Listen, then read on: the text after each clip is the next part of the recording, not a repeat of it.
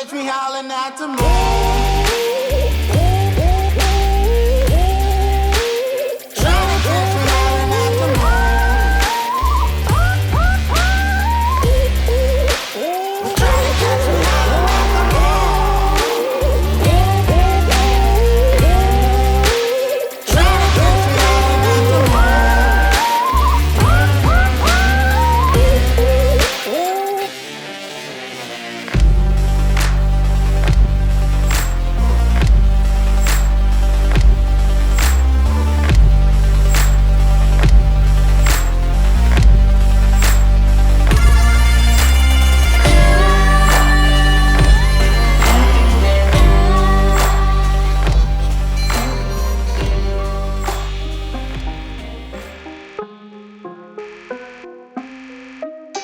매년 라스베가스에서 열리는 미스터 올림피아. 보디빌딩이나 피트니스에 관심이 있다면 한 번쯤은 들어봤을 이름의 대회이다. 우리가 알고 있는 아놀 슈왈제네거, 도리안 예이츠, 카이 그린, 제이 커틀러 같은 선수들이 경쟁한 대회이다. IFBB 프로카드를 가지고 출전권을 얻은 선수들이 경쟁하는 보디빌더들의 꿈의 무대. 이 대회에서는 맨즈 피직, 클래식 피직, 보디빌딩 2on2, 보디빌딩 오픈 총 4종목이 열리게 된다. 피지크는 최근 인기가 높아지는 피트니스 형태로 잡지나 영화 등에 나올 법한 몸을 가진 형태의 피트니스이다. 누구든지 될 수 있는 형태의 아름다운 몸을 지향한다. 클래식 피지크는 피지크와 보디빌더 사이의 몸을 지향하지만 키 대비 몸무게 제한을 두고 가장 밸런스가 좋고 아름다운 근육을 찾는 종목이다. 전통적인 보디빌딩 종목은 키에는 제한을 두지 않고 몸무게로 체급을 나눈다. 보디빌딩 2on2에서는 키 제한이 없고 몸무게 212파운드, 즉 96kg의 제한만이 존재한다. 마지막으로 보디빌딩 오픈은 키와 몸무게 모두 제한이 없는 대회로 더 크고 더 남성적인 몸의 무제한급 대회를 말한다.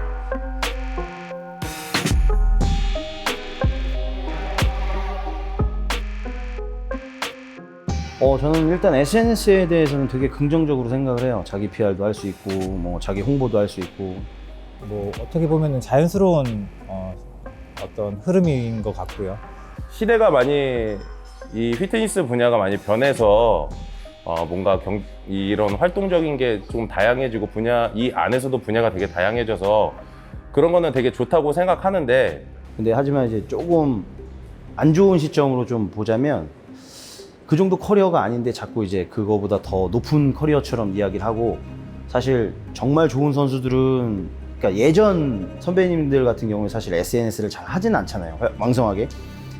분명히 그런 사람들이 더 좋은데 뭐 작은 대회에서 그랑프리 했다고 자기가 엄청난 대회에서 그랑프리 한 것처럼 이야기를 하고 자기 과대포장하는 게 조금 이제 과하다는 생각은 들긴 하죠. 너무 간단한 것 같아요. 그냥 그 종목들은 누구나 쉽게 도전할 수 있는 종목이기 때문에 인기가 많은 것 같아요. 예전에 한 1년 운동하면 참가할 수 있는 그 정도의 몸 상태라고 생각을 하거든요. 그러니까 이제 진입 장벽이 되게 낮다 보니까 누구나 쉽게 도전할 수 있으니까 사람들이 많아지는 거 아닌가. 제가 이제 강남에서도 스포츠 센터를 운영을 했었는데 이제 저는 그냥 동네 관장님이더라고요. 그냥 잘생기고 키가 크고 복근 좀 나오고 그냥 쇠 몇 번 잡아보면 이런 사람들이 오히려 그 대중에게 인기가 많고 운동적인 지식이 하더라도 팔로워 수가 많다고 하면 그 사람들이 하는 이야기들이 다 진실처럼 되는 것들이 조금은 가슴 아프더라고요.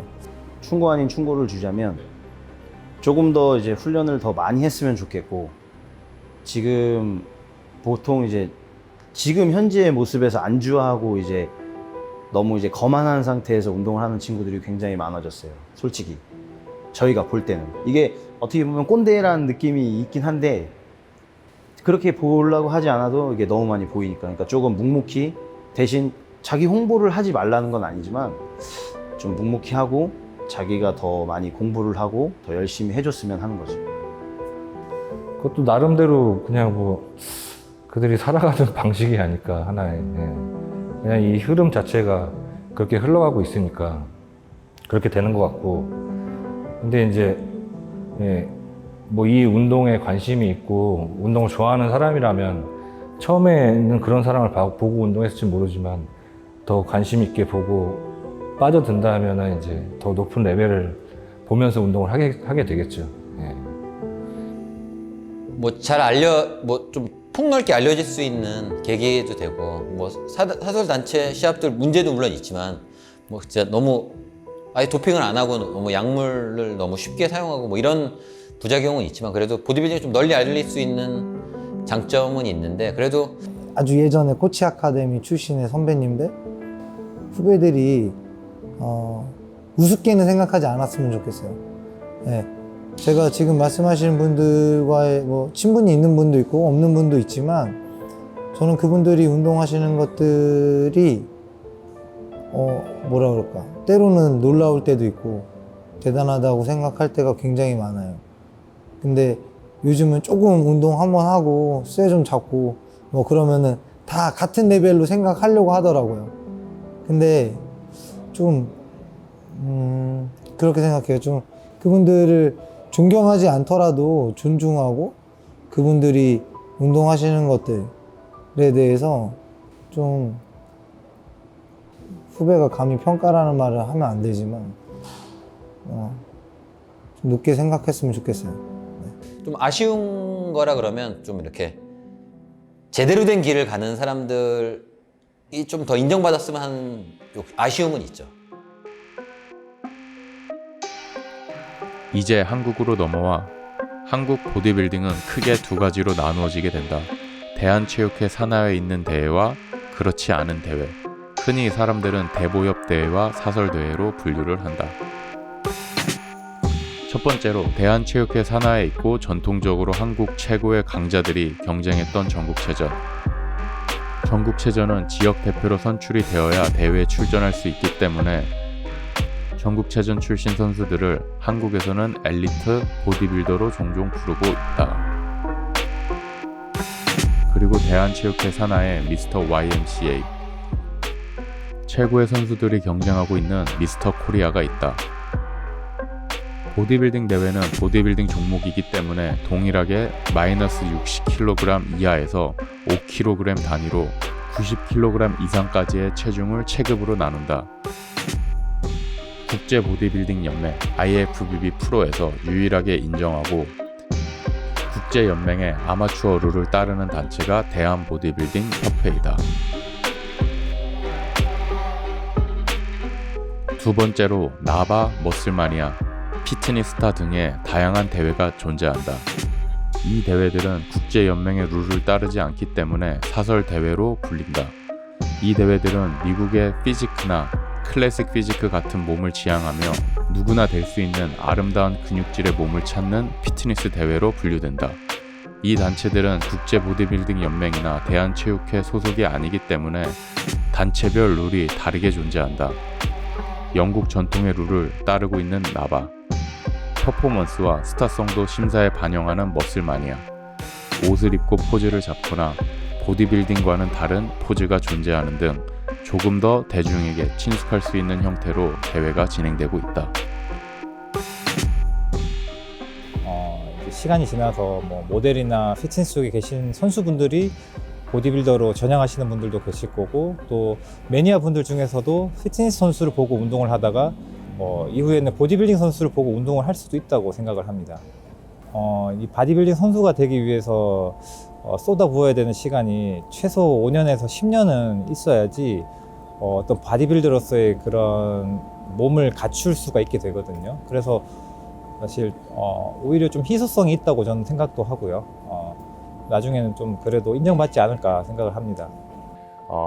저는 이제 보디빌더들이 인식이 바뀌어야 된다고 저는 생각하는 바예요. 엘리트 보디빌딩 시절부터 정말로 운동을 사랑하고 좋아했던 보디빌더들이 어찌됐든 그게 시초가 돼서 여기까지 와서 시장이 커지고 뭔가 다양한 분야가 생기고 좋아졌는데, 결국 보디빌더들은 예전에 그런 생각들로 계속 지금도 지내다 보니까 시장도 좋아지고 경제적으로 뭔가 더 나아질 수 있는 환경인데 이제 같이 스며들질 못하니까 아직도 그렇게 힘든 그런 생활을 하시는 그런 선수분들이 많은 것 같아요. 그래서 최근에는 이제 바디빌딩이 좀 많이 무너지지 않을까 하고 걱정하시는 분들도 계셨고요.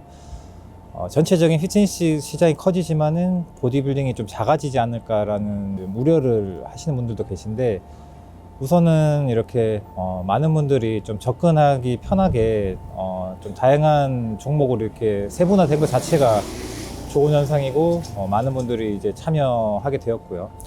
예전에 피트니스 보디빌딩은 뭔가 내가 생계형, 뭔가 내가 대회를 나가서 성적을 내고 거기에 맞게 실업팀에 들어가서 월급을 받고 그런 생계형의 그런 시장이었는데, 지금은 피트니스 분야에서는 보디빌딩뿐만 아니고 뭐 스포츠 모델이라든지 뭐 그런 게 많잖아요. 그런 선수들이 오히려 더 이런 SNS나 그런 활동을 많이 하면서 뭔가 경제적으로 더 많이 누리고 있기 때문에 뭔가 좀 보디빌더들도 바뀌어야 되지 않나. 선수로서의 커리어보다 SNS로서의 어떤 커리어를 더 쌓기 위해서 이제 노력을 하는 경우가 종종 있는데, 같이 이제 어떤 커리어를 쌓아 올리는 게 좋겠죠. 반대로 또 너무 은둔형 고수로 있는 게 뭐 본인 만족은 될 수 있지만 좀 프로로서 보기에는 조금 아쉬운 부분이 있고, 그래서 그런 부분에 있어서 예전과 지금 좀 많이 달라졌지만 조금 그 흐름에 맞출 필요는 있다고 생각합니다. 예전에 보디빌딩의 시대는 지나가고 새로운 보디빌딩과 피트니스의 문화가 생겼기 때문에 보디빌딩의 틀에서 밖에서 빠져나오지 못한다면 결국에는 본인이 힘들어질 거다. 제가 예전에의 마인드였으면 저 후배들한테 절대 하지 말라 그랬는데, 지금 생각해 보면 시대의 흐름에 따라가야 될 것 같아요. 그러니까 운동한 사람들은 되게 단순해서, 원래 단순해야지 잘하거든요. 뭐든지 한 가지만 열심히 해야지 되는데, 이제 시대가 바뀌었기 때문에 몸만 좋다고 그래가지고 그 사람이 누군지 모르잖아요. 그러니까 저 같은 경우는 시대 흐름에 맞게끔 SNS를 잘해야 된다고 생각해요. 그러니까 제가 예전에는 정체전을 뛰고 이제 대한보디빌딩 협회에 소속되어서 시합을 뛰면서 타단체 선수들에 대해서 굉장히 이렇게 뭐랄까 선수가 아니라고 생각을 했었어요. 왜냐하면 저희가 운동할 때 1차적인 목표가 뭐였냐면 실업팀에 들어가서 연봉을 받는 것, 그 다음이 정체전에서 입상하는 것, 그 다음이 미스터 코리아가 되는 것이었거든요. 그런데 이제 제가 운동을 하면서 이제 사업을 하다 보니 이게 아니더라고요. 대중은 정체전을 뛰거나 미스터 코리아, 뭐 국가대표 몰라요, 잘. 대중이 아는 건 그냥 SNS 팔로우 많고 잘생기고 몸 좋고 키 크고 뭐 이런 사람들을 많이 더 선호하더라고요. 근데 그게 왜 그럴까 생각도 많이 했고, 그것을 어떻게 사업적인 측면으로 활용을 해야 되나는 거를 많이 생각을 했었는데, 그냥 되게 많은 생각을 하다가 내린 결론은 그거인 것 같아요. 그냥 운동 좋아하는 사람들에게 좀 더 내가 배운 전문적인 지식을 알려주는 것. 운동 100% 할 때 10%만 떼서 그쪽 SNS에다가 자기 PR도 하는 것도 하나의, 지금 세대 사람들은 하나의 방법일 것 같아요. 우리 때는, 그리고 이승철 선수가 예를 들어서 말했을 때는 그게 당연히 SNS라고 생각해요. 예를 들면 시합에 1등하고 이름을 알리는 게 우리 때는 SNS라고 보면 되고, 예, 그게 SNS예요. 이름을 알리는 게. 근데 지금은 그게 아니고 다 공중파로 해서 뭐 TV나 아니면 1인으로 그 자기 PR 시대잖아요. 그러니까 꼭 했으면 좋겠어요. 단체를 가리지 않고 선수들은 모두 많이 노력을 해요. 그 몸을 갖기 위해서 이제 뭐 친구도 만나고 싶고 뭐 술도 먹고 싶고 하는 부분, 그런 개인적인 모든 것들을 포기해요. 그런데 중요한 건 대한보디빌딩 협회에 소속되어 있는 선수들 같은 경우에는 그게 인생이에요. 그게 삶이고 그게 하루예요. 그들이 노력하는 부분들에 대해서 조금만 더 그냥 너그럽게라는 표현이 맞을지 모르겠는데, 예, 그냥 좀, 아, 얘 진짜 많이 노력하는구나. 그냥 이 정도만 알아주신다고 하면 참 좋을 것 같아요. 그래서 타단체 선수들도 대한보디빌딩 협회에 산하되어서 소속되어서 이제 운동하는 선수들을 굉장히 존중해줘요. 그런 부분들을 또 알게 됐고, 그래서 제가 단체와 가리지 않고 그냥 몸이 좋아지고 싶은 친구들에게 제가 알고 있는 지식들을 조금 더 많이 알려주려고 지금도 노력하고 있는 것 같아요. 이거는 다른 선수들한테 안 물어본 질문인데 선수님은 유튜브를 직접 하고 계시잖아요. 유튜브 하기 전이랑 후가 좀 달라요? 그 운동 집중하는데 방해가 될 수도 있는 거고. 아니, 지금 유튜브 하잖아요. 솔직히 운동 시합을 제대로 준비 안 하니까 운동에 방해는 안 돼. 근데 오히려 유튜브를 하니까 또 새로운 또 목표가 생겼어. 그러니까 무언가를 다시 시작했잖아요. 그러니까 운동 쪽 경력으로나 뭐 입상으로나 이걸로는 강경원이라는 이름을 알렸지만, 또 제 지식을 또 넓게 많은 사람들에게 또 전달할 수 있는 그게 계기가 됐잖아요. 그래서 어떻게 보면 더 좋을 수도 있는 것 같아요. 제가 좋은 정보를 드리면 많은 사람이 받아들이면 좋은 거고, 아니면 뭐 안 받아들여도 상관없지만 제가 알고 있는 지식을 이렇게 많은 사람들한테 정확한 정보를 알려줄 수 있다는 게 되게 감사한 것 같아요. 지금 생각해 보면 되게 하기 싫었어요, 여러분. 우리 김성현 작가님이 엄청 꼬셨어요. 이걸 편집하고.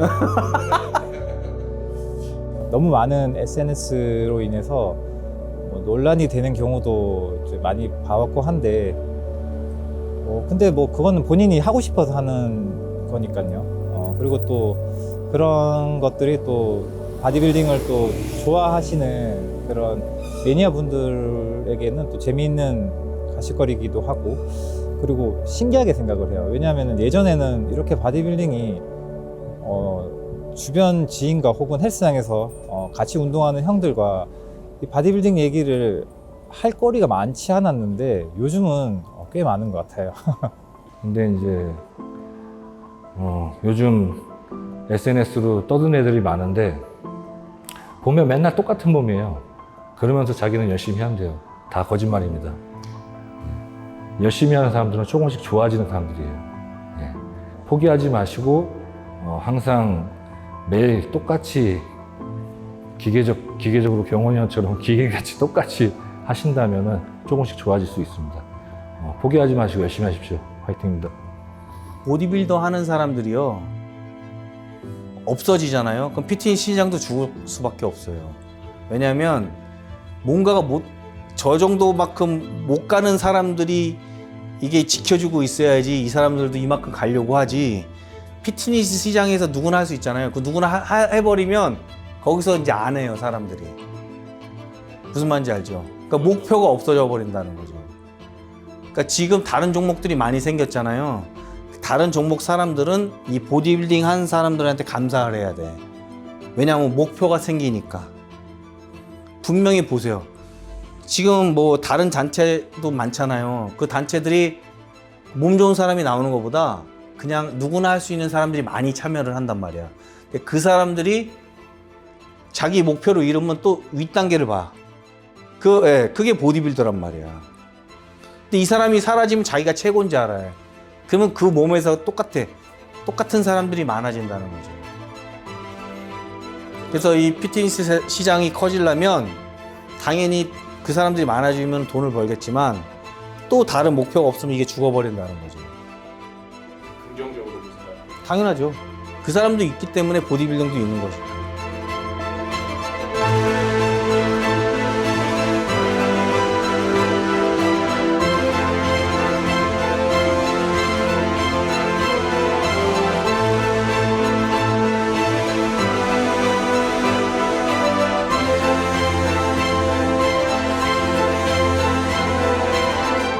사람의 그 평가를 객관적인 평가를 할 수 있다면 그 평가에 따라서 처방이 달라지는 거지 약물 유무의 문제는 아니다. 그게 거기 오히려 독이 될 수 있었다는 거지. 그것까지 뭐 화학적으로 어떤지까지 고려할 수는 없잖아요, 제가. 아, 나는 내추럴이니까는 접근 자체를 절대 저렇게 접근을 해서는 안 돼. 뭐 이렇게 생각을 할 수도 있는 거고.